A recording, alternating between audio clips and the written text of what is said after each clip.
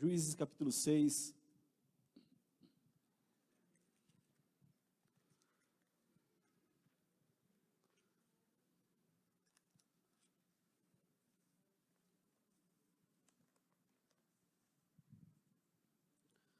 Amém. Antes de ler, feche os teus olhos, nós vamos orar. Pai, nós te louvamos, te exaltamos, te bendizemos, reconhecemos a tua glória, Senhor, a tua presença. Nós tributamos a ti, somente a ti, todo o nosso louvor, adoração, porque só o Senhor é digno de toda a honra, de toda a glória, de todo o louvor, Senhor. A ti pertence a força, a majestade, o domínio, o poder. O Senhor é santo, o Senhor é santo, o Senhor é santo. O Senhor é o Deus que está presente nesse lugar, é o Deus que tem cuidado de nós. Verdadeiramente o Senhor tem cuidado de nós. E é por isso que nós estamos aqui nessa noite, por isso que nós estamos na tua casa, na tua presença. Porque de tudo que nós podemos querer, ou precisamos, ou achamos que precisamos, na realidade nós precisamos da tua presença, da tua palavra, da tua glória sobre a nossa vida. Senhor, um dia o povo de Israel foi para a guerra, fizeram quase tudo certo, levaram até a arca, mas os inimigos prevaleceram e a arca foi tomada. E o mensageiro chegou com a notícia de que a arca havia sido roubada. E o sacerdote cai e morre, mas antes de cair e morrer, ele percebe, Senhor, as pessoas que estão ali percebem que a glória do Senhor havia partido, havia ido embora. E o que matou aquelas pessoas, Senhor, elas morreram não por causa dos inimigos, mas porque a tua glória tinha ido embora, Senhor. Que a tua glória não vá embora da nossa vida, nunca, da nossa casa. A tua glória, Senhor, é tudo que nós precisamos, a tua presença. A glória do Senhor na nossa casa, a glória do Senhor sobre a nossa vida pessoal, particular, a glória do Senhor sobre o ministério, a glória do Senhor na nossa casa, no nosso emprego, no nosso trabalho, na nossa empresa, a glória do Senhor.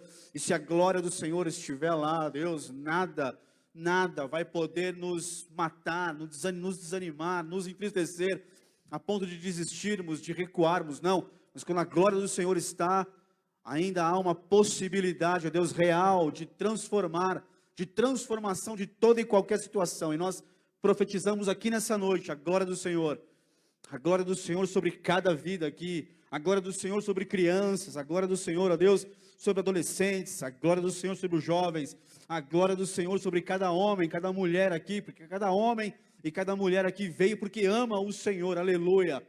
Tem um compromisso com o Senhor, tem uma aliança com o Senhor, um dia entregaram as suas vidas ao Senhor e confiam plenamente no Senhor, ó Deus. O Senhor é a nossa esperança, a nossa confiança. Nós perseveramos porque olhamos para o Senhor, aleluia, e sabemos que o Senhor é bom, aleluia, aleluia. E a tua palavra, Senhor, é aquela que tem o poder de mudar o nosso interior, ó Deus, de nos curar, de nos sarar, de nos libertar. Deus, fala conosco nessa noite, em nome de Jesus. Em nome de Jesus, que nossos corações sejam terra boa aqui nessa noite para receber essa preciosíssima semente, aleluia, aleluia. Glória a Deus, amém, amém, aleluia. Juízes capítulo 6, quero ler do verso 11 em diante.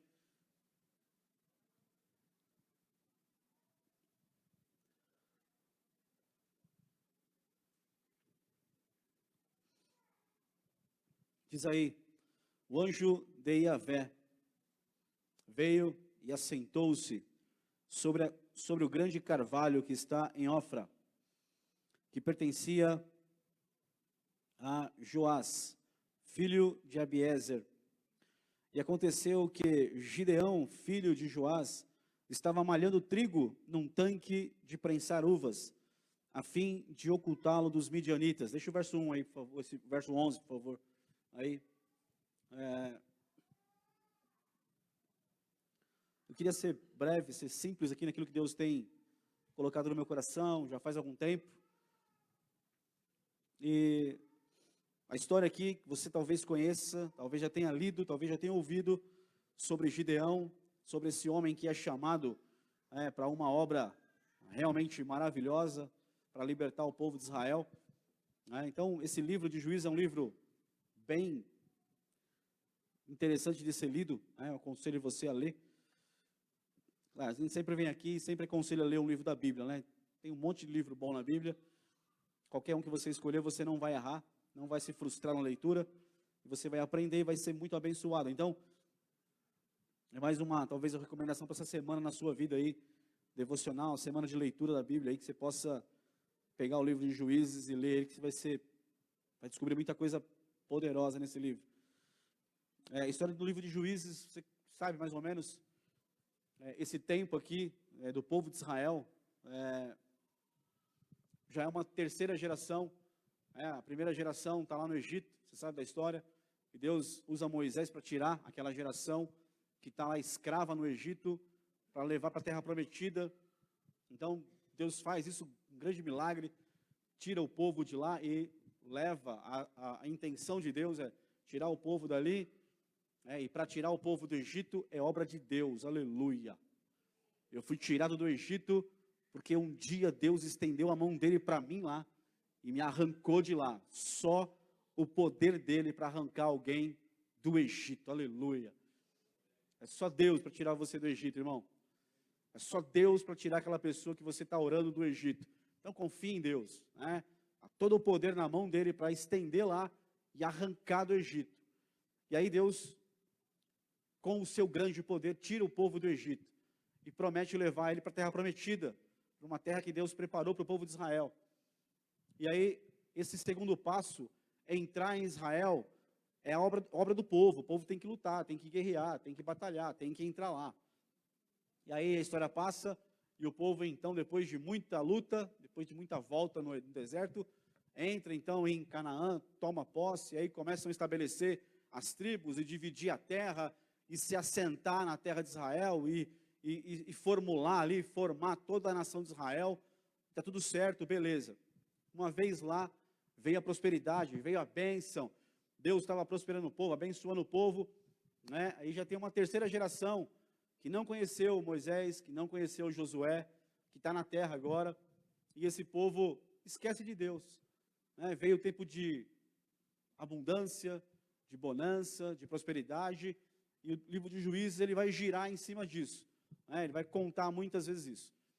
Mais ou menos 330 anos o livro de Juízes, as histórias. 325, 330 anos, 350 anos, aproximadamente o livro de Juízes. Nesse período aí, pelo menos 7 apostasias. E apostasia aqui é realmente abandonar Deus, deixar o lugar, a posição que Deus colocou. É virar as costas para o Senhor e seguir outro caminho mesmo. E aí o povo fez isso muitas vezes no livro de Juízes. E aí o povo estava bem, Deus estava abençoando, colocando a mão dele, prosperando o povo, uma maravilha, Você já viveu isso, ou talvez você está vivendo isso agora, a gente vive isso, um tempo maravilhoso de bonança. Aí nesse tempo de prosperidade, nesse tempo de fartura, nesse tempo de porta aberta, de céus abertos, de milagres, o povo pecou contra Deus, abandonou Deus, seguiu após outros deuses, virou as costas para Deus. Aí Deus então mandava uma nação que rodeava Israel, tomar conta ali, se assenhorar, invadir Israel e colocar o povo de Israel debaixo de escravidão, debaixo de sofrimento. Aí o livro diz que o povo então clamava a Deus, clamava por socorro, se arrependia, e aí Deus vinha, levantava um juiz, um libertador, alguém que ia lá levantar um povo e guerreava e dava vitória para Israel. E aí vinha paz sobre Israel. Aí passavam os anos, Israel de novo prosperava e esquecia Deus. E aconteceu isso muitas vezes aqui no livro de Juízes, era assim que acontecia. E aqui é mais uma delas, Mas eu queria ler do verso 11 em diante, a gente leu o verso 1 aí, que o anjo do Senhor veio e se assentou ali, embaixo do carvalho ali, de Ofra, como está escrito aí. E lá, tem a parte B aí, e aconteceu que Gideão, filho de Joás, estava malhando trigo num tanque de prensar uvas, a fim de ocultá-lo dos midianitas. Então, a gente olha para o texto e vê, eu pelo menos olhei para o texto esses dias e vi, um homem que está ali a gente sempre ouve, né, e sempre já preguei isso, talvez, já falei, e dá para entender também isso no texto, que havia um lugar que eles usavam para prensar uva, para fazer lá, para tirar, para extrair lá os produtos da uva. E tinha um lugar, um lagar que era para malhar, para pisar, para prensar a uva. E ele estava usando aquilo para debulhar o trigo. E aí eu olho para o texto e tem tradução que vai dizer que ele estava fazendo isso por causa do medo dos midianitas. E eu olho para o texto também e vejo, ou ele pode ser um cara que estava fazendo uma coisa com muito medo, ou muito inteligente. Porque aí o inimigo não percebeu que estava fazendo uma coisa fora do lugar. Mas eu olho para ele, eu não quero olhar para o inimigo agora, não quero olhar para os midianitas, que era quem oprimia aqui Israel nessa época. Eu quero olhar para Gideão aqui, agora para esse momento de Gideão. É um homem que está ali, talvez com medo do inimigo, debaixo de escravidão, de opressão, assustadíssimo, né? Apavorado, olhando para os lados, sem paz nenhuma, e estava ali fora da posição. Ele estava ali quebrando um galho, estava ali fazendo uma coisa que não era para ele fazer, não era daquele jeito. Ele estava fora da posição, ele estava fora do contexto correto. Ele não estava no contexto correto, ele estava fora do contexto. Ele estava improvisando, ele estava quebrando um galho ali, ele estava assustado. E tem gente assim, vivendo assim. E a gente vai ver ao longo do texto, talvez entender por quê. E que dá tempo de recuperar, dá tempo de mudar isso, porque Deus ele é maravilhoso para isso. Né? Eu creio nisso. Então ele estava ali quebrando um galho, irmão, fora do contexto. Ele estava vivendo uma coisa que não era para ele viver. Gideão estava vivendo uma situação que não era a situação que o Deus único dos céus, o nosso Deus, o Todo-Poderoso, irmão, entende que Ele é o Todo-Poderoso, Ele criou todas as coisas, Ele é soberano, e Ele tem todo o poder, e Ele tem um povo que Ele escolheu para ser Deus desse povo, para habitar no meio desse povo, e para fazer esse povo prosperar. Não é prosperar, ter dinheiro, é prosperar quando eu falo prosperidade, é tudo, é saúde, é paz dentro de casa, é filhos abençoados, é casamento abençoado, é deitar e dormir bem, é acordar, é ter autoridade espiritual, é você andar de cabeça erguida. Prosperidade é muito mais isso do que ter uma grana no bolso. Tá? Ter um dinheiro no bolso é riqueza, não é prosperidade. Então, é um Deus que veio para abençoar o povo, que queria cuidar do povo. Um Deus único que andava com esse povo. É o seu Deus, é o meu Deus, irmãos. Hoje nós somos Deus, nós somos povo desse Deus hoje. É o mesmo Deus que cuidava de Israel, cuida de nós. Por quê? Porque enviou Jesus. E Jesus é o Senhor da igreja. Então, nós temos um Deus que cuida de nós, que quer o nosso bem, que quer uma bênção para nós, que tem cuidado de nós. Né? Ele falou, ele morre, ressuscita, e ele fala, ó, eu estarei convosco todos os dias da vossa vida, até o final, até a consumação dos séculos. Então, esse é o propósito de Deus, ter um povo que ame a Ele e que Ele possa cuidar desse povo, levar esse povo ao objetivo que Deus tem, a eternidade, uma nova pátria celestial. Mas Ele quer que o tempo da minha vida aqui na terra seja um tempo de testemunho, de bênção, de olharem para mim e verem, Deus está com ele, Deus está com ela. Né? Essa pessoa não poderia viver o que ela vive se não fosse Deus. Ou seja, a glória toda vai para Deus e não para mim, porque tá tudo bem comigo, eu estou vivendo prosperidade. Então esse é o propósito de Deus para nós, para mim e para você, tirar do Egito, levar para uma terra da promessa e cuidar de nós. Esse é o Deus que nós cremos. Não é um Deus que quer fazer mal para mim, fazer mal para você, não é um Deus que te abandona, que vira as costas, não, é um Deus fiel, permanente, que está sempre conosco, é um Deus real, irmão. Ele é Pai, Ele é o Senhor, Ele tem cuidado de nós. Essa é a relação que Deus quer com a gente. Com Adão, imagina, um Deus que veio dos céus, plantou, a Bíblia diz que Ele plantou um jardim com a mão dele. Imagina Deus cultivando, fazendo um buraquinho no chão, plantando. Deus fez isso, não é metáfora, não, isso é realidade que aconteceu. Deus, a Bíblia diz em Gênesis que Deus plantou um jardim, tudo perfeito, maravilhoso, paraíso, irmão, paraíso. Éden é um paraíso, era um lugar assim extraordinário, de paz, tudo bem. Colocou o homem lá e colocou a mulher. E o que ele queria? A Bíblia fala que no fim do dia, na viração do dia à tarde, ele vinha e andava no jardim. Irmão, Deus pisava no jardim, ficava a marca do pé dele lá nas folhas. Né? Nas folhas não, porque não devia cair folha, né? Cai folha agora para nós, por causa do pecado. Naquela época não caía folha, mas Adão ouvia o som dos passos dele no jardim. Ele vinha toda tarde falar com Adão, bater papo. Como foi o seu dia? Bom, esse é o Deus que nós servimos. Um Deus que quer ter relacionamento. Um Deus que é real. Esse é um Deus de conversa, de papo, de comunhão. Esse é o Deus que nós cremos. Esse é o Deus que está na Bíblia, irmão. Esse é o Deus. Não é aquele Deus que eu olho de longe, Senhor, olha, com aquele medo, com aquela, sabe, com aquela desconfiança, com aquele negócio, não, eu fiz isso e não posso chegar, que se eu chegar vai me arrebentar. Não, isso não é o Deus que a Bíblia conta. Ele é um Deus que nos ama, de verdade. Ele é nosso Pai. Jesus veio para restaurar a amizade do homem com Deus. Jesus veio para reconciliar. Sabe o que é reconciliação?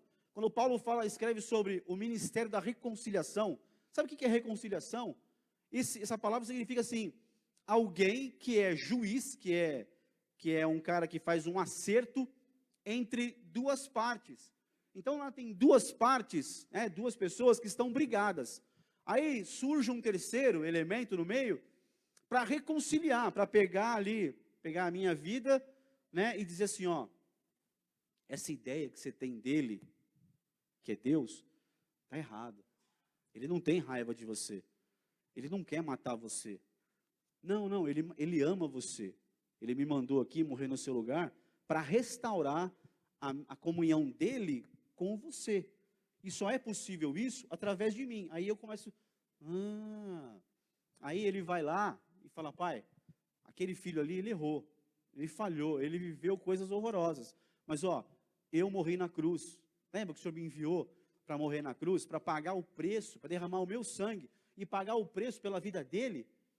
Isso é reconciliação. Esse é o ministério da reconciliação. É quando uma terceira parte se levanta para pegar uma parte que está brigada com a outra parte, né? Porque tem o pecado e o pecado me separa de Deus. E aí Jesus vem e me reconcilia com o Pai e o Pai comigo. Mas não porque o Pai tinha raiva de mim, não, porque eu tinha pecado. E o pecado faz separação entre o homem e Deus. E aí Jesus vem e morre na cruz para operar a reconciliação. E Paulo fala para que a gente também seja agentes de reconciliação entre os irmãos e Deus. Então, o ministério da reconciliação é isso. É alguém que se levanta para reconciliar as partes que estão com atrito, com problema. E Jesus fez isso por nós. Então, esse é a visão que nós temos de Deus. Somos reconciliados com Ele, nós temos amizade com Ele de novo. E Ele com a gente. Por quê? Porque o pecado foi perdoado na cruz. Não há mais pecado, aleluia. Então nós somos filhos, e a relação que nós temos que ter é uma relação boa, agradável, prazerosa, não de medo, de temor, não de desconfiança. Não, qualquer hora ele me mata, porque, olha, eu sou coisa ruim mesmo, eu não mereço. Não, é para deixar de ser coisa ruim, aleluia. Confiar em Jesus, no sangue dele. E aí, a história vai falar sobre isso. Sobre um homem que está fora da posição, fora do lugar, fora do contexto que Deus colocou ele para viver. Como tem muita gente assim, como Gideão, quebrando um galho na vida, fazendo coisa que não era para fazer, estando em posições que não era para estar, vivendo com medo, assustado, sabe, derrotado. Não, eu não vou viver a bênção de Deus mesmo, eu não vou viver aquilo que Ele tem, eu falhei, e não dá mais, esquece, e eu tenho que me conformar com isso aqui mesmo, tenho que malhar aqui o trigo no lagar, assustado mesmo, viver assim mesmo. Não é isso que Deus tem para nós, e a gente vai ver no texto que não é isso, a visão que Deus tem de nós é outra. Verso 12.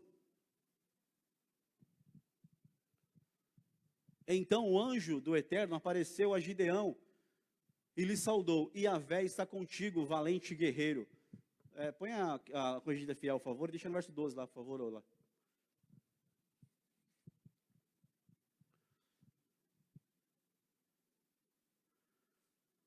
Corrigida fiel, aleluia.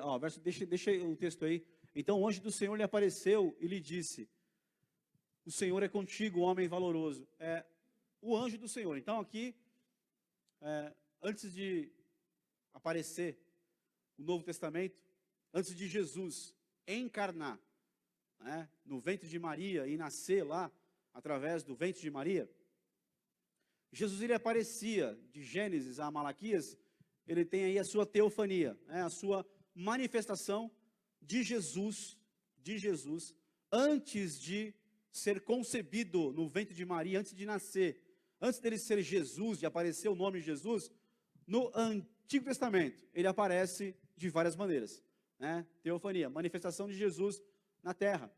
Então ele veio como anjo, aqui ele vem como o anjo do Senhor, o anjo do Senhor, letra maiúscula ali tudo, ali está errado, mas no original é tudo maiúsculo ali, o anjo do Senhor, porque se refere a Jesus. Aparecem anjos também no Antigo Testamento, mas quando aparece o anjo, esse artigo definido aí define que esse anjo é Jesus, antes de encarnar. Então aqui é ele que desce embaixo do carvalho para falar com Gideão. É Jesus que aparece aqui. Então, ele aparece aqui e o anjo do Senhor lhe apareceu e lhe disse: o Senhor é contigo, homem valoroso. Aleluia. Não pegou, mas vai pegar. Fica tranquilo, vai pegar. Vai pegar, eu também vou pegar, aleluia. Estou aqui para pegar, inclusive. Eu preciso muito nessa noite. Muito mesmo, aleluia. O Senhor é contigo, homem valoroso. Aí talvez você olhe para você e olhe igual Gideão. Imagina a hora que Gideão ouve isso. Olha para ele, olha para a situação que ele está vivendo, que o povo está vivendo. Olha para ele dentro de um lagar, malhando trigo, que ele sabe que não é aquilo, que é uma situação errada, que ele está ali se escondendo de medo, ou sendo muito inteligente para driblar o inimigo que ele não pode vencer, porque está numa situação ruim ali. E aí o anjo aparece, o anjo do Senhor aparece, desce e fala com ele.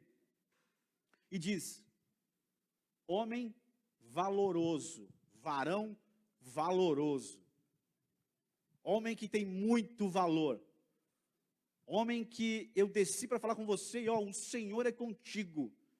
Você imagina o que Gideão pensou nessa hora? Por ouvir isso, mas não condiz com o que eu estou vivendo, está tudo errado isso aqui, está uma situação horrorosa, eu estou quebrando um galho, estou vivendo uma vida, sabe, estou quebrando um galho aqui, estou vivendo um negócio que não é para viver, o contexto está errado, eu estou debaixo de humilhação, eu estou envergonhado, eu estou aqui assustado, com medo, eu estou aqui sem perspectiva do futuro, eu não acho que vai melhorar o negócio, porque eu estou aqui quebrando esse galho aqui, fazendo errado, né, e eu não tenho condição de mudar essa situação. E aí Deus vem e fala que é comigo, e que eu sou um varão valoroso. É o que a gente às vezes pensa. É o que a gente às vezes, quando está aqui, ou aqui na igreja, ou em casa, lendo a palavra, ou Deus vem e fala com a gente. Irmão, Ele vem e tenta falar com a gente uma vez. Ele vem e aparece para você. Ele vem no teu sonho e fala com você. Ele vem na rua e usa um profeta. Ele vem aqui na casa dele e fala com um profeta, né? Esses dias, hoje de manhã, o Pedro abriu o olho, acordou, ele abriu o olho, acordou assim, não falou nada, ele sempre fala muita coisa, a única coisa que ele falou foi: eu quero ver o meu primo tal e minha prima tal. Eu estava na sala de manhã e eu falei: mas o que esse menino acordou e cismou com esses dois priminhos dele? Sim, do nada, fazia meses que não via, meses que não via mesmo, e não tem contato direto, é muito difícil. E a correria de escola, das coisas que ele faz, tal, e não tem contato, e aí hoje acordou e falou: eu quero ver esses dois, eu quero ir na casa deles, eu quero, e a Michelle tentando: não, mas hoje é dia das mães, hoje ninguém vai na casa de ninguém, hoje é dia das mães, hoje é para sair, para comer alguma coisa, sei lá, e tentou, e ele falando disso, aí fomos almoçar fora, chega no restaurante, nós entramos no restaurante, na primeira mesa, quem está lá? Os priminhos dele. Eu olhei aquilo e falei: cara, ele é um profeta. Eu falei: é um profeta. Ainda ele brincou no carro: eu não quero ser profeta, mas falou brincando para me encher o saco, né? Eu só queria me pirraçar. Ele falou, eu não quero ser profeta. Aí eu falei, profeta é bom, cara, é legal ser profeta. Toma paulada, mas é bom ser profeta também. Oh, aleluia. Às vezes é duro, mas vamos lá. Então, às vezes, Deus está falando com a gente. Eu vou ficar mais esperto agora. Quando ele acordar falando, opa, já vai acontecer. Então, Deus fala com a gente de várias maneiras. Deus fala. E a gente reage como? A gente não dá bola às vezes. Não, você não, talvez eu. Você talvez não dá bola, não dá crédito. A gente não leva em consideração real. A gente não toma aquela palavra. A gente não pega aquilo e fala, não, essa palavra é para mim. Está falando comigo mesmo. Acertou sim, não errou não. Deus acertou hoje. Está falando comigo, vou me levantar. Eu sou um varão valoroso. Eu tenho valor para Deus. Porque aqui, irmão, é Deus que está falando. Não é homem, não são pessoas, não é a esposa, não é o esposo, é Deus que está falando. Eu sou Deus, o Senhor é contigo. Mas como o Senhor é comigo, vivendo isso? Irmão, o Senhor é contigo. E não é culpa dele, do Senhor, que Gideão está vivendo aquilo. Por isso que o Senhor é com ele. O Senhor é contigo. Varão valoroso. Olha a visão que Deus tem de Gideão. Olha a visão que Deus tem de você. De você. Não disfarça não, é de você mesmo. Não adianta coçar o bigode, olhar para o lado, pensar, passar a mão no cabelo, passar a mão no sobrancelha, não adianta arrumar o órgão, é com você. Não errei não, é com você mesmo. E enquanto você não bater no peito e falar, é comigo mesmo, eu não vou parar de falar. Aleluia. Fala aí, é com você que eu estou falando. Deus me trouxe aqui para falar com você. Tem gente que não fala, não vai colocar a mão no peito e falar, é comigo mesmo, aleluia. Fico aqui até as 9, mas só falando isso, mas varão valoroso, varoa valorosa, aleluia. Não mexeu a mão ainda, não colocou no peito, não falou, mas vai falar, em nome de Jesus, varão valoroso, é contigo que o Senhor está. Aleluia. Está com vergonha, crente com vergonha, é o fim da picada, irmão. Quando estava lá no boteco, não tinha vergonha do que fazia. Agora está aqui servindo ao Senhor, está cheio de vergonha, cheio de, não vou mexer a mão, estou sentado aqui, estou pleno, aleluia.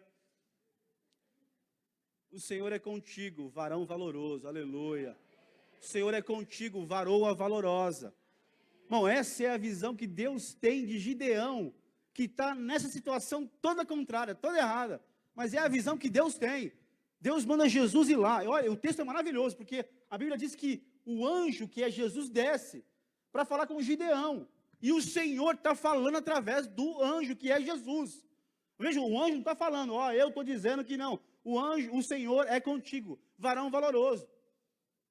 É o que Jesus fez por nós na cruz. Morreu para tirar o opróbrio de cima de mim, para perdoar meu pecado, para mudar a minha história, e para dizer, ei, você tem valor para Deus. Eu estou aqui, Jesus está na cruz, porque nós temos valor para Deus. Você é valoroso para Deus. Há um valor poderoso aos olhos de Deus sobre a tua vida, aleluia. Então talvez alguém disse, você não vale nada. Quantas pessoas ao longo da minha vida disseram para mim, ou de mim, isso não vale nada. Ou não é assim? Quantas pessoas falaram para você? Talvez pai falou isso, talvez mãe falou isso, talvez amigo falou isso, talvez em algum relacionamento ao longo dos anos, alguém te falou isso, você não vale nada, não vai dar nada, não tem valor nenhum isso aí. Irmão, essa não é a visão que Deus tem de você e de mim. A visão que Ele tem de nós é varão valoroso, varoa valorosa, aleluia. E está achando ruim, está achando esquisito, está achando não concorda? Fala com Deus. É Ele que está falando para Gideão. Para Gideão. O homem que está assustado, com medo, tentando driblar o inimigo, usando de artifícios, usando de artimanhas para poder disfarçar do inimigo, porque não pode vencer o inimigo. Então tem que viver uma vida de meia boca, tampando o sol com a peneira, quebrando um galho. E aí Deus vem e fala, varão valoroso, o Senhor é contigo. E aí Gideão vai tentar retrucar isso. 13. Mas Gideão lhe respondeu, ai, Senhor meu, se o Senhor é conosco, porque tudo isso nos sobreveio, e que é feito de todas as suas maravilhas, que nossos pais nos contaram, dizendo: não nos fez o Senhor subir do Egito? Porém agora o Senhor nos desamparou e nos deu nas mãos dos midianitas. Deixa aí. Essa é a resposta de Gideão, diante daquilo que o anjo do Senhor trouxe como mensagem do Senhor para Gideão. Se o Senhor é conosco, porque tudo isso nos sobreveio. Por que eu estou vivendo tudo isso então? Se o Senhor é conosco, por que nós estamos vivendo isso? Por que eu estou passando por isso? Por que essa situação na minha vida? Não era para ser assim, porque os nossos pais nos contaram de como o Senhor tirou, de como Deus tirou o povo do Egito, com mão forte, com sinais maravilhosos, operou maravilhas lá dentro do Egito para tirar o povo, porque aqui é a terceira geração, e ele fala: nossos pais nos contaram, ou seja, uma geração, escute, uma geração que estava no Egito, viveu tudo isso, foi tirada com mão forte, com mão poderosa, com sinais, com as pragas para o Egito e com maravilhas aos olhos de Israel. Sabe de uma coisa? Quando Deus vem e lança a primeira praga no Egito, escute, a primeira praga no Egito, quando Deus lançou lá, que o mar, o rio, ficou vermelho como sangue, e tinha cheiro de sangue, a história, aí está ali o texto ali, cadê? Nossos pais. Todas as maravilhas que nossos pais nos contaram, porque era a terceira geração. A primeira estava vivendo, a segunda que sai e recebe de quem viveu no Egito, dos pais, os primeiros pais no Egito, contam para os seus filhos, e aí os filhos crescem, já é a terceira geração aqui, que os pais contam o que a primeira geração viveu. Então a segunda conta para a terceira geração o que a primeira viveu, entendeu? Ou ficou confuso? De novo, aqui é a terceira geração, Gideão e seu pai. E aí, uma geração, a segunda, conta para a terceira o que a primeira viveu dentro do Egito.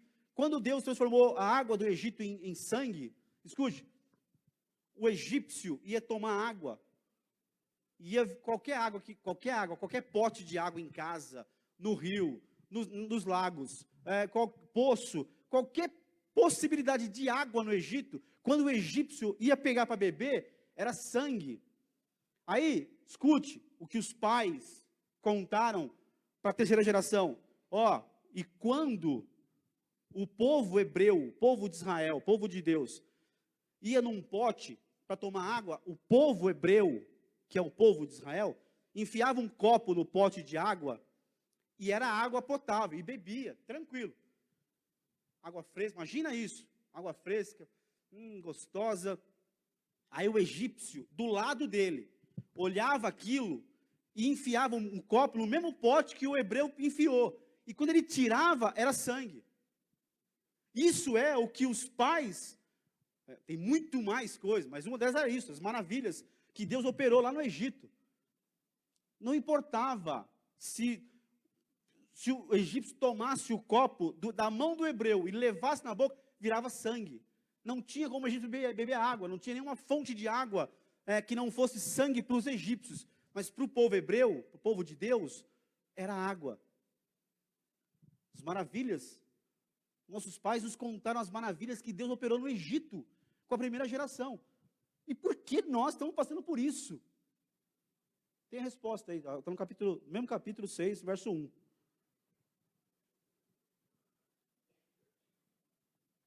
Verso 1. Porém, os filhos de Israel fizeram o que era mal aos olhos do Senhor, e o Senhor os deu nas mãos dos midianitas por 7 anos. E prevalecendo a mão dos midianitas sobre Israel, fizeram os filhos de Israel para si, por causa dos midianitas, covas que estão nos montes, as cavernas e as fortificações.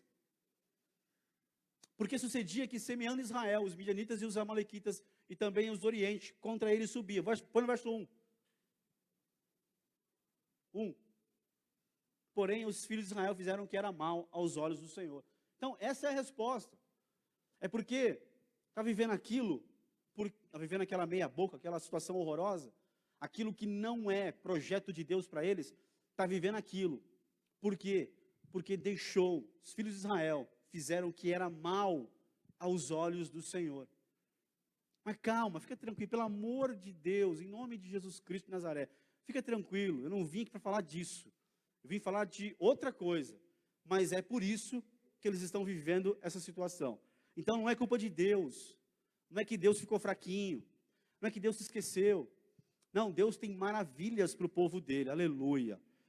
Deus tem um projeto. Eu ouvi uma, já falei, eu vou repetir aqui, eu ouvi uma frase um tempo atrás que me deu um entendimento legal, e eu gostei muito dessa frase, né, e para mim isso é uma verdade, eu acredito nela, que o plano B de Deus é o plano A, porque Deus não tem plano B, Deus tem plano A, Ele tem um projeto, ainda que Ele permita algumas coisas por nossa causa, mas Ele continua com o plano A dele estabelecido para a tua vida e para a minha vida. Assim como ele tem um plano A para o povo de Israel, que ele ama e que ele tem aliança com o povo. Então, ele aparece e diz isso. Olha, e aí o Gideão, volta lá no verso 13. Mas Gideão respondeu, ai, Senhor meu, se o Senhor é conosco, por que tudo isso nos sobreveio? E que é feito de todas as suas maravilhas que nossos pais nos contaram. Então, ele se faz ali de coitadinho, olha, se o Senhor é comigo, por que eu estou passando por isso? Por que está tudo assim? Por que nós temos que viver isso? E aí, ele continua falando das maravilhas que o Senhor fez lá no Egito. Não nos fez o Senhor subir do Egito, porém agora o Senhor nos desamparou e nos deu nas mãos dos midianitas, fazendo uma meia-culpa, olhando assim, dizendo assim, Senhor, eu não mereço viver isso, eu sou tão bom, eu sou tão legal, eu sou tão certo, eu sou teu servo.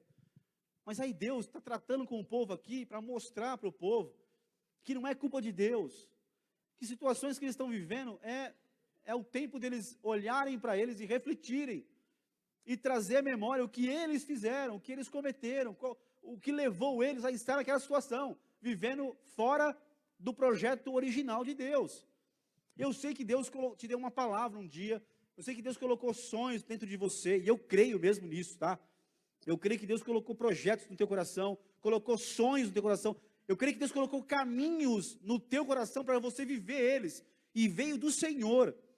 Tem projeto na tua vida aí que está dentro de uma gaveta, né? Você desenhou o projeto, você escreveu ele, você colocou, você deu um nome para ele, você sonhou com ele, você orou com ele por um tempo, tal, e aí a coisa não andou como você queria. Aí você pegou, dobrou aquilo, colocou numa gaveta, fechou a gaveta e deixou lá. Mas esse projeto, esse plano, esse caminho que está nesse papel, ou literalmente, ou espiritualmente, para você entender, esse papel, esse projeto, esse plano, esse caminho, está numa gaveta, irmão, é Deus que te deu. Não veio assim à toa, veio por vir. Não, é Deus que te deu. Mas talvez não está vivendo ele. Mas Deus me trouxe aqui hoje para dizer para você que esse é o projeto dele para a sua vida. Para a minha vida. Eu sei que ele tem projetos para a minha vida. E ele falou, e ele cumpriu muitas coisas. Então eu sei que Deus é fiel para cumprir aquilo que ele falou, aquilo que eu quero, aquilo que eu projetei por conta própria do meu coração, não deu certo, não fluiu. Pelo contrário, fracassou. Mas aquilo que Deus estabeleceu para a minha vida, aconteceu. E vai acontecer muita coisa ainda, na minha e na sua vida. Então, Gideão dá uma meia-culpa, por que isso? Os meus pais falaram das maravilhas, não era para ser assim. Mas no verso 1, diz o porquê. E Deus não responde Gideão. Verso 14. Então o Senhor olhou para ele e disse, vai nesta tua força. Deus não veio, colocou a mão, Gideão pegou no colo, né? Lá vai eu fazendo daquele quadro Pegadas na Areia de novo. Deus não veio, pegou Gideão no colo e foi carregando Gideão, não colocou a mão na cabecinha dele, fez, não, tadinho, eu sei que a vida não é justa, eu sei que... Não, irmão, Deus não responde, o verso 13. Não, porque Deus não queria perder tempo com aquilo, com Gideão. Não era aquela, a visitação do anjo ali, porque Deus enviou, não era para perder tempo com coisas que Gideão já sabia a resposta.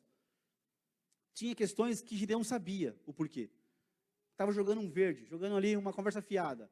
E aí o anjo vem Então o Senhor olhou para ele, aí é o Senhor olhou para ele e disse: vai nessa tua força.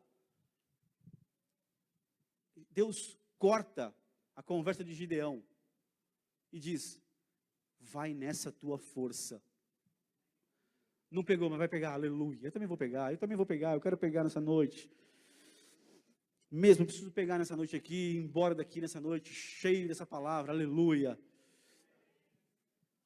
Vai nessa tua força. Que força. Eu estou aqui com medo.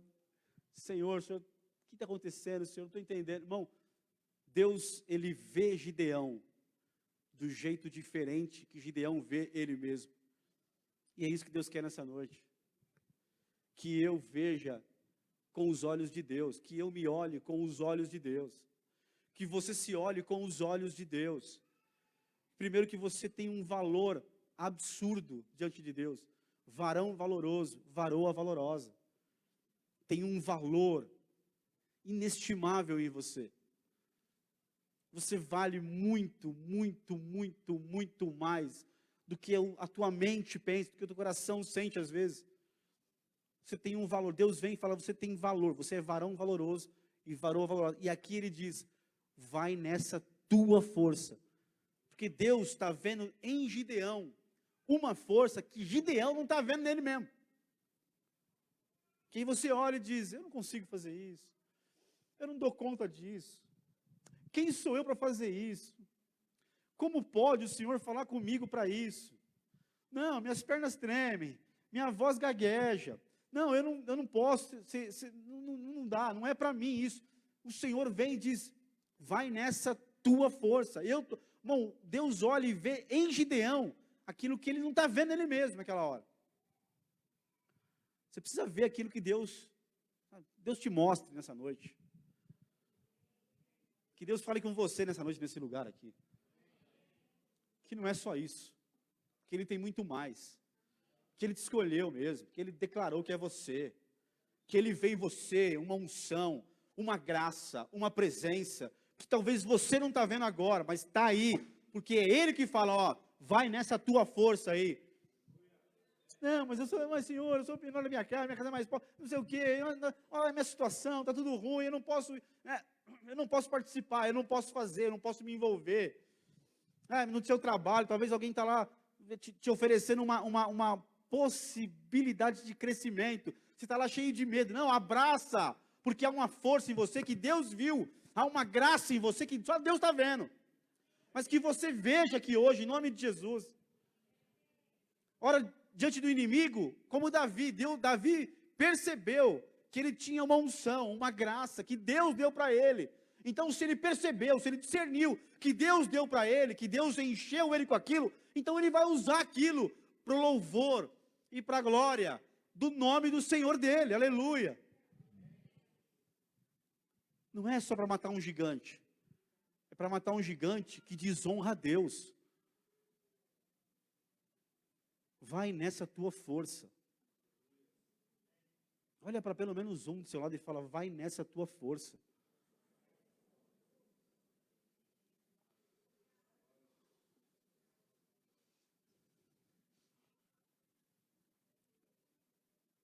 Tua mão está santa aí hoje? Tua mão está santa aí? Está tudo tranquilo? Então encosta na nuca dele aí. Se não tiver, não põe não, pelo amor de Deus, põe no ombro. Não quero criar problema na igreja, pelo amor de Deus. Põe no ombro. Mas se tiver santa, põe na cabeça e fala: vai nessa tua força aí. Fala para ele: tem uma graça que Deus te deu, tem uma unção que Deus te deu, tem um manto aí que Deus te deu e deu só para você, aleluia. Você não está vendo agora, mas que o Senhor abra os teus olhos aqui nessa noite, em nome de Jesus. Que Ele abra nossos olhos aqui nessa noite, que Ele fale conosco, que Ele fale com você, aleluia. Aleluia. Aleluia. E livrarás a Israel das mãos dos midianitas. Porventura, não te enviei eu? O Senhor olhou para ele e disse. O Senhor olhou para ele. O Senhor olhou para você aqui nessa noite. O Senhor está olhando para você, irmão. Nós somos uma comunidade, uma igreja. Nós temos aqui várias pessoas, aleluia. Mas Deus olha no olho de cada um aqui nessa noite, irmão, só Deus pode fazer isso. Só Deus tem o poder de pregar uma palavra para toda a igreja, para o povo dele, e ao mesmo tempo falar particularmente, olhando nos olhos de cada um, olhando para cada um, dizendo assim: eu sou contigo, aleluia. Tem uma força, uma graça aí, aleluia.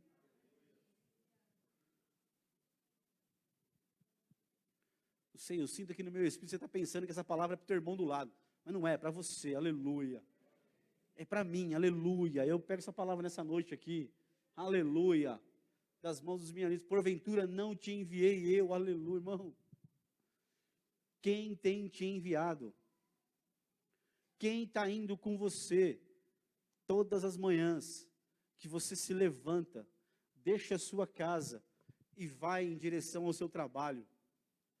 Quem está indo com você? Quem é aquele que está por trás de você te enviando? Pode ir, porque hoje é um dia de vitória, aleluia. Hoje é um dia de você vencer os teus inimigos. Hoje é um dia de você se levantar e acreditar: eu estou te enviando. Porventura não te enviei eu. Imagina Deus olhando para ele, falando da força que ele tem, que Deus está vendo, e dizendo: eu te enviei. Bom, por trás de você está o Senhor, aleluia. Não pegou, vai pegar, aleluia. Eu vou pegar também, aleluia. Irmão, por trás de você está aquele que é o Todo-Poderoso. Então, quando você sai para fazer alguma coisa, você sabe que Ele olhou em você e viu que tem uma unção em você, tem uma graça em você, porque Ele te deu, Ele te conhece. E Ele te dá respaldo, Ele te guarda, Ele te envia.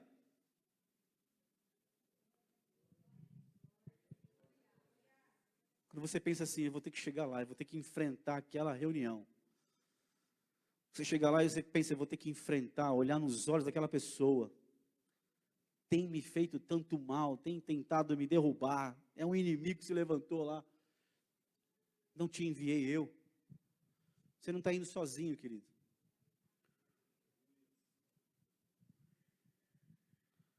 Sabe, às vezes eu corro de reuniões familiares, que eu sei que eu vou chegar lá e tem música alta, bebida, que você não consegue conversar com a pessoa, você não consegue cumprimentar a pessoa, por causa do som, porque estão alcoolizados, e aquela coisa, você fala: já que tem que ir, porque às vezes tem que ir, né? Tem que ir. Eu me lembro disso aí. Eu tenho que ir, Senhor, mas eu vou, guardado pelo Senhor. O Senhor tem que estar diante de inimigos que são tão grandes aos meus olhos. Não te enviei. Aí eu me lembro: não te enviei eu. Como ele falou para Jeremias: Jeremias, eu te separei desde o ventre da sua mãe. Não precisa ter medo não, Jeremias. Eu vou colocar minha palavra na tua boca. Vai e fala. Quando ele fala para Ezequiel, sabe o que Deus fala para Ezequiel? Ezequiel, eu fiz do teu rosto como um rosto de diamante. E diante das pedras, nenhuma pedra vai resistir diante de você, porque o teu rosto é como o rosto de um diamante. É a pedra mais forte, aleluia. Então, irmão, lembre de quem está te enviando. Talvez você vai sair daqui hoje, vai entrar na sua casa, talvez você está pensando aqui: quando eu chegar lá, o ambiente não é aquele que eu queria, não é igual esse aqui. Ei, porventura, não te enviei eu, diz o Senhor. Ele tem te enviado. É Ele que está com você, irmão. É Ele que é a tua retaguarda, Ele vai à sua frente. Quando o povo de Israel fugia dos egípcios, a Bíblia diz que Deus estava na frente, abrindo o caminho para o povo. E o inimigo chegou tão perto de Israel, da retaguarda, que Deus passou da frente e foi para trás. E o povo egípcio, os soldados, nunca alcançaram o povo de Israel, porque Deus estava entre eles. É assim, irmão: porventura não te enviei eu, diz o Senhor. Ele está na sua frente, se for preciso. Ele está atrás de você, se for preciso. Ele está à tua direita e à tua esquerda. Ele é o que te envia e é o que te guarda. Ele é contigo, aleluia. O Senhor é conosco.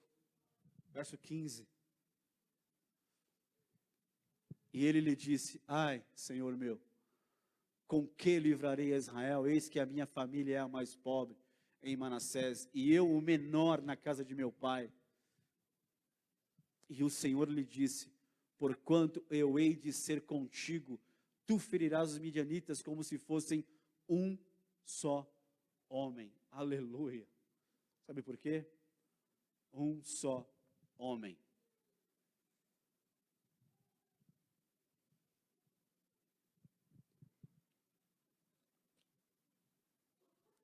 Eu sei que está difícil aí. Eu sei que talvez as tribulações, as dificuldades, as lutas, às vezes tentam esfriar o nosso coração. Mas o Senhor, irmão, nessa noite, Ele vem te encontrar e me encontrar aqui nesse lugar e dizer para nós que Ele nos escolheu, que Ele olha para nós e vê algo que nós não estamos vendo ainda, mas vamos sair daqui vendo nessa noite, em nome de Jesus. O Senhor vai abrir os teus olhos, os meus olhos, vai abrir o teu entendimento, o meu entendimento está abrindo, para entendermos que Ele olha para nós e vê o real, e afirma para nós o real valor, Ele põe em destaque o valor real que nós temos no reino dEle, na presença dEle, aos olhos dEle, que há uma graça, uma força, e que, ainda que eu tenha esse sentimento de autocomiseração, que a minha história, talvez para trás, é uma história de vergonha, talvez, como Gideão fala aqui, eu sou da menor casa, a mais pobrezinha, a menorzinha casa de Israel, sabe? Nós não temos história, nós não temos passado para isso, nós não temos ninguém que nos respalda lá atrás, nós não temos nenhum anel que carimba lá nossa passagem, nós não temos ninguém, sabe, que interessaria por nós no sentido de peso, de nome, a gente não tem uma história, a gente é pequenininho, pobrezinho, de repente você aparece, pum, porque Deus te colocou ali, aleluia, porque Deus encontrou você, porque Deus olhou para você, porque Deus viu em você aquilo que você não está vendo agora, mas Ele está vendo, aleluia, e Ele diz: eu sou contigo, aleluia, Ele fala: vai que eu vou te dar vitória, contra os midianitas, contra todos os inimigos que te cercam, eu vou te dar vitória, irmão. E continuando a história do livro, que é grande, a história de Gideão tem alguns capítulos, você vai descobrir, se você depois ler, você vai descobrir, que havia um exército inimigo gigantesco, Gideão arrumou até uma galera, 32 mil homens, e Deus olhou e falou: não é assim que eu projetei, não é assim não, Gideão, vai eliminar os medrosos, vai eliminar os que não sabem nem beber água, vai eliminar, e por final ficou 300 pessoas para lutar contra um exército gigantesco de milhares e milhares. Tudo porque tem o capítulo 6, que nós estamos lendo aqui, que Deus escolheu um homem para isso. Falou com um homem. E talvez ele tentou ali entrar na autocomiseração e Deus não aceitou isso. Porque Deus não aceita isso, porque Deus sabe quem Ele é. Deus não tem crise de personalidade. Deus não desce do trono, irmão. Deus não perde o controle, aleluia. Deus é Deus, aleluia. E não importa aquilo que nós estejamos vendo agora, Ele fala. Quando Ele desce, irmão, para falar com você e comigo, irmão, algo poderoso vai acontecer. Eu queria chamar o pessoal do louvor, não sei se eles vão conseguir vir aqui.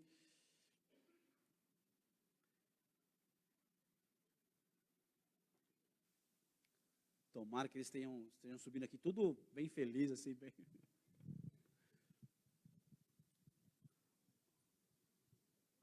Se estiver bravo comigo, depois a gente acerta. Aleluia.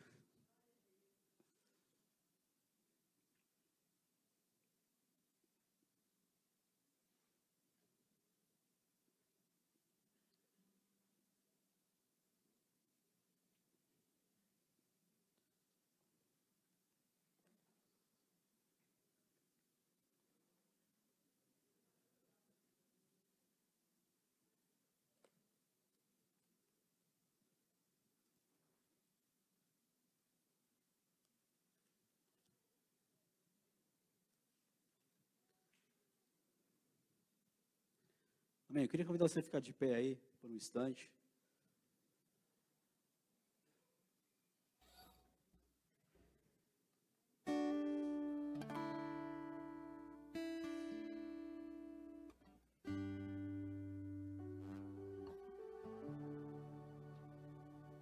Fechar os teus olhos aí por um instante.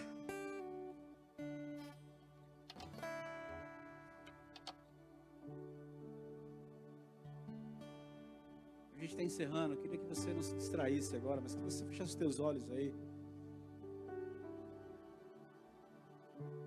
Que essa palavra simples, pudesse entrar nos nossos corações aqui nessa noite e produzir algo realmente poderoso diante do Senhor. Porque é a palavra do Senhor.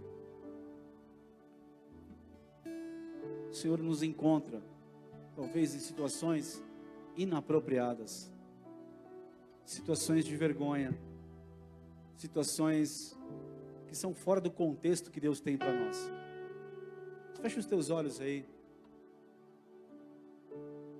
E pensa na sua vida agora. Você está vivendo aquilo que Deus projetou para você? Um dia Ele falou contigo. Um dia Ele te deu uma visão, te deu uma palavra. Um dia Ele te revelou os projetos dEle para você. Talvez não tudo, mas talvez uma parte deles. E você olha e fala: talvez Deus, não é isso aqui. O que eu estou vivendo hoje não está certo. Nós fizemos cavernas, cisternas, fizemos buracos na rocha para nos esconder. A gente está vivendo isso daqui, esse opróbrio, essa vergonha. A gente planta, a gente constrói, a gente cultiva, e de repente o inimigo vem e acaba com tudo. E eu estou aqui malhando trigo no lagar, lugar de uva, porque talvez nem tinha uva para se prensar no lagar. Talvez um pouco de trigo que sobrou ali, vivendo no limite do limite, fora do contexto que Deus projetou, fora dos sonhos de Deus. Mas Deus não perde, irmão. Deus não perde, nem na sua vida, nem na minha vida. Talvez você está vivendo uma situação que você está atribulado, teu coração não tem paz. Você está lá talvez até conseguindo levar o dia a dia, mas o teu coração não tem paz. Aí você olha e fala: não é isso que Deus tem para mim. Eu estou vivendo fora daquilo que Deus tem para mim. Mas eu não vim aqui dizer para você assim: você está vivendo isso por causa do pecado. Não, não é isso. Eu não sou amigo de Jó aqui nessa noite. Não, aqui eu sou, essa noite, um mensageiro de Deus para a sua vida e para a minha vida. Dizer para você que não é isso que Deus tem para nós. Que os planos dele vão se estabelecer. Que o projeto dele vai se estabelecer. Porque ele vem e nos encontra. O anjo desce. Jesus desceu um dia e me encontrou com um recado de Deus e disse para mim: varão valoroso, você tem valor. Você tem um valor que você não está enxergando agora, mas diante de mim, diz o Senhor, você é um varão valoroso, você é uma varoa valorosa. Talvez lá atrás você ouviu: você não tem valor nenhum, você não vale nada. Isso é uma palavra do diabo para tentar marcar e estabelecer a tua história. Mas essa não é a vontade de Deus, e essa não é a história, e essa não é a visão que Deus tem de você. Não, Ele olha para você e diz: varão valoroso, varoa valorosa, aleluia. Você tem que estar aqui. Você foi escolhido por Deus, escolhida por Deus. Deus quer ter comunhão com você. Deus quer encontrar você na viração do dia, nas manhãs, nas tardes, nas madrugadas. Deus quer ter comunhão com você. A Bíblia diz no livro de João, capítulo 21, que um dia Pedro falou: vou pescar. E foram mais 7 com ele, eles foram pescar. E que Jesus apareceu na praia. E alguém olhou do barco e falou: João, Pedro, aquilo lá não é o Senhor, é o Senhor. E Pedro mergulhou, chegou na praia. Jesus tinha preparado uma fogueira, um braseiro, e tinha cheiro de carvão. Aquele fogo tinha um cheiro que fez Pedro lembrar da noite que ele traiu Jesus. Jesus preparou um ambiente igualzinho ao ambiente que Pedro havia negado ele. Porque esse era o projeto de Jesus para a vida de Pedro. Estabelecer Pedro como um homem que cuidaria da igreja de Jesus. E Pedro na caminhada fracassou, falhou. E agora estava pescando de novo, vivendo aquilo que não era para viver. Porque Jesus falou, de agora em diante serás pescador de homens. E aí ele naufraga na fé. E aí Jesus prepara um ambiente. Ou seja, Jesus desce de novo e fala para ele: Pedro, varão valoroso. Não, Senhor, eu não tenho valor nenhum. Não, Pedro, ó, cuida das minhas ovelhas, apacenta as minhas ovelhas, apacenta meu rebanho, os meus cordeiros. Não é esse o plano de Deus? Me encontrar e te encontrar, olhar para você e dizer: varão valoroso, varoa valorosa, está vivendo aquilo que é meia boca, que não é o propósito original, mas eu tenho um propósito para você. Vai nessa tua força, irmão. Deus está olhando para você hoje e vendo aí em você. Deixa Ele revelar para você o que Ele está vendo de você nessa noite aqui nesse lugar. Feche os teus olhos. E há uma declaração a ser feita aqui por um cântico. Eu queria que você declarasse isso nessa noite.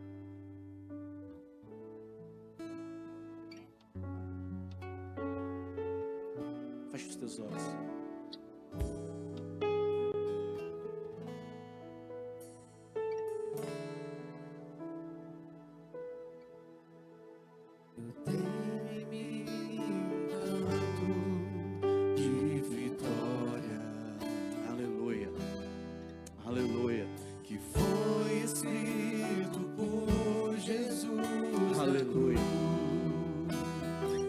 Aleluia.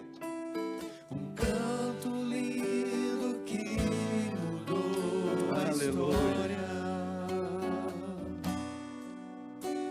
e que ao mundo em trevas trouxe luz. Aleluia.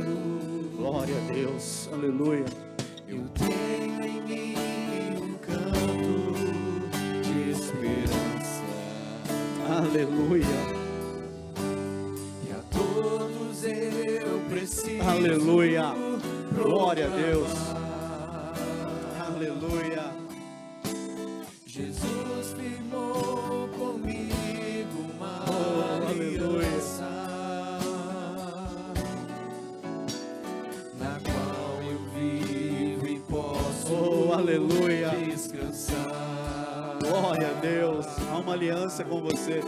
Eu tenho em mim um canto de alegria. Oh, aleluia, aleluia.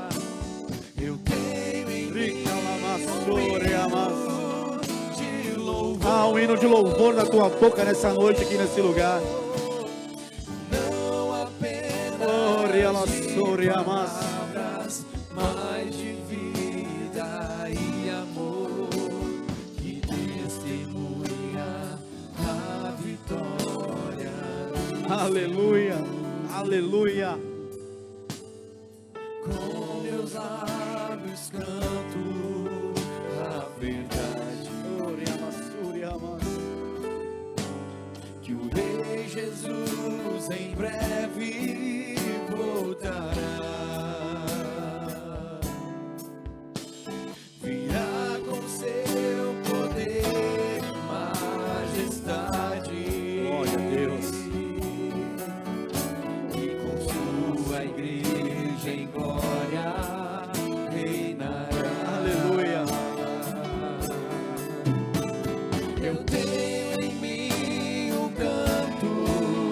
de alegria.